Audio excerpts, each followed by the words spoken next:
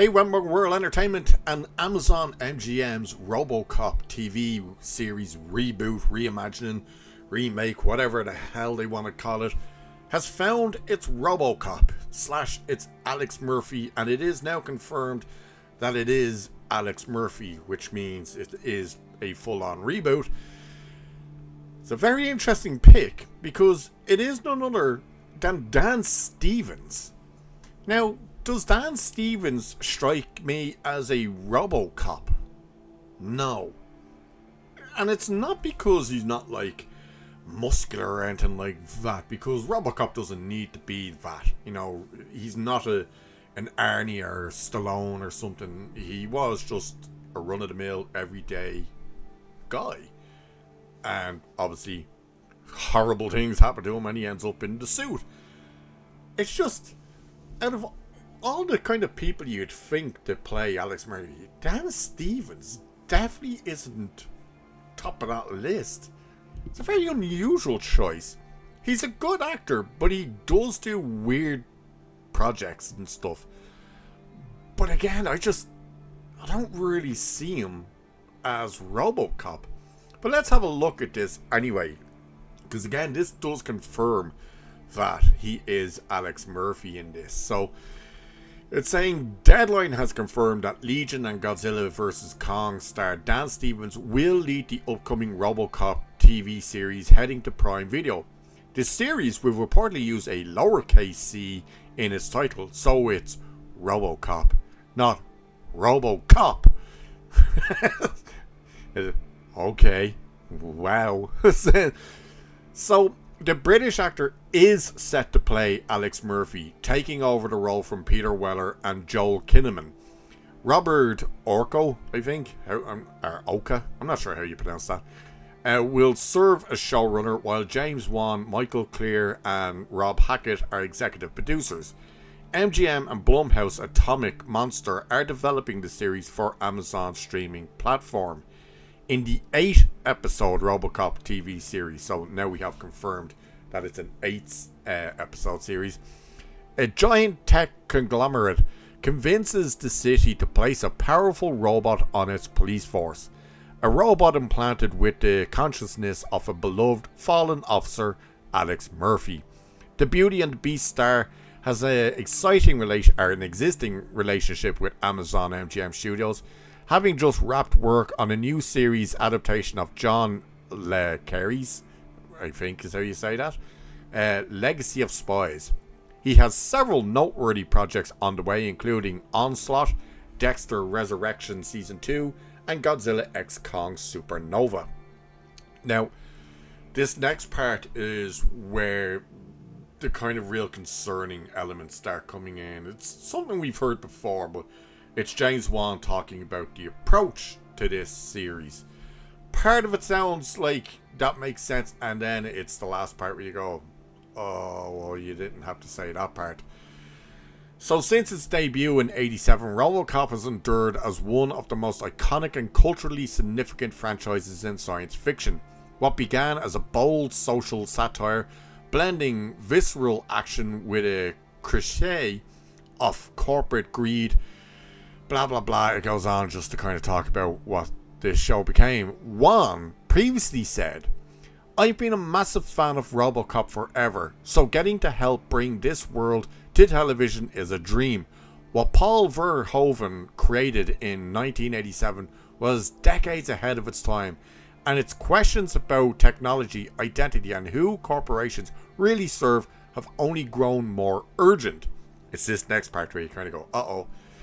With Peter's distinctive vision and bold approach to storytelling, and alongside Ed and our partners at Amazon MGM Studios, we're working to honour what made the original iconic and highlight its relevancy in this modern tech-driven world, while building something unmistakably new for a global audience. That's where you go, oh no, not this whole global audience bullshit, basically the modern audience. Now the first part, it sounds a bit concerning because you think government and all this crap and they're just going, oh, far right bullshit, but it sounds more like, and I said this before, that he's talking about the influences and stuff of AI. And I think that works in the world of RoboCop.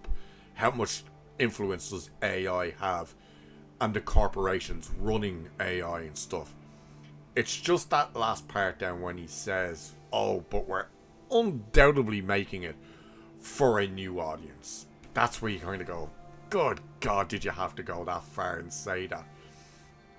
And then, like, you see here, Peter Friedlander, head of global television, Amazon MGM Studios. That's weird. So this guy is the head of the television department for Amazon and MGM, and yet James Wan says his approach to storytelling, but he clearly isn't a storyteller, so that should be a bit concerning as well. But he said RoboCop is a franchise that has meant something to audiences for nearly 4 decades, not just as an action spectacle. Jesus. But it's rainy here. The weather makes you say and do weird things. But okay.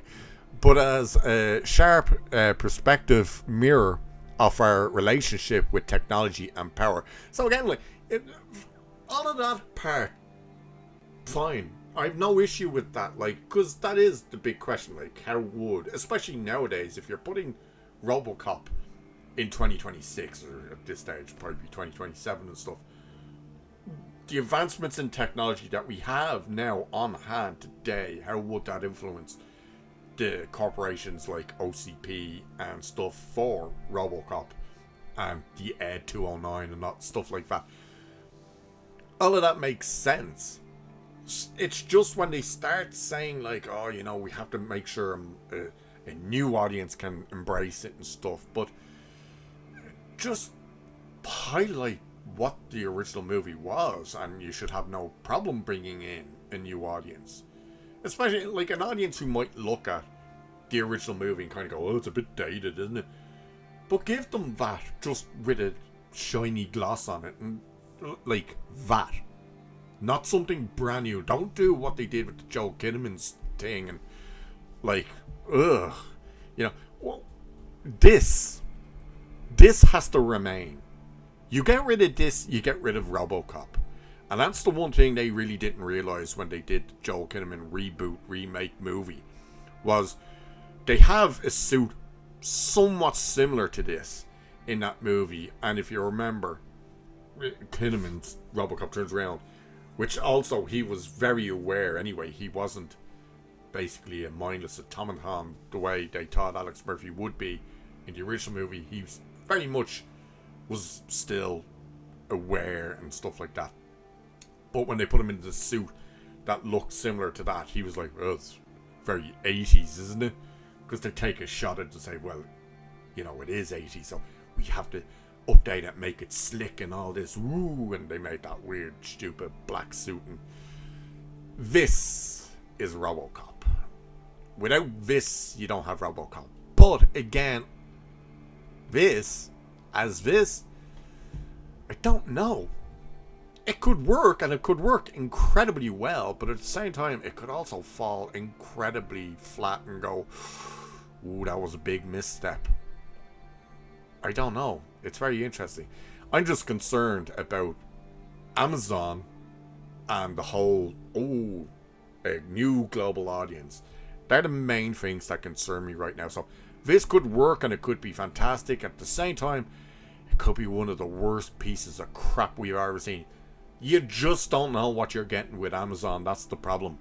Because they could give us a Reacher, or they could give us a Rings of Power. It really is like a 50-50 chance. But what do you guys think about Dan Stevens officially being cast as Alex Murphy / RoboCop?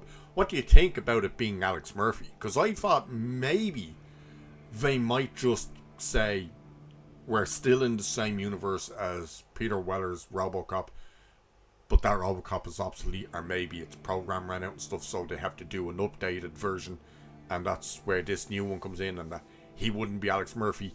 Another thing I was concerned about, and if they did it, it'd be like, oh, what a trope to do, and what a stupid, would be that he's the son of Alex Murphy, and the same thing happens to him. It's like, come on, guys. But he is officially Alex Murphy. So, what do you think about that end of things? And are you looking forward to this? Are you very concerned about this? And do let me know what your thoughts are on this Amazon MGM 8-episode series. At least for now, it's an 8-episode series. Whether they get a season 2 or not, don't know. Of RoboCop. So, with that, I shall leave it there for this one. So do like and share and subscribe and hit that hype button and all of that good stuff. Cheers, and I'll catch you in the next one.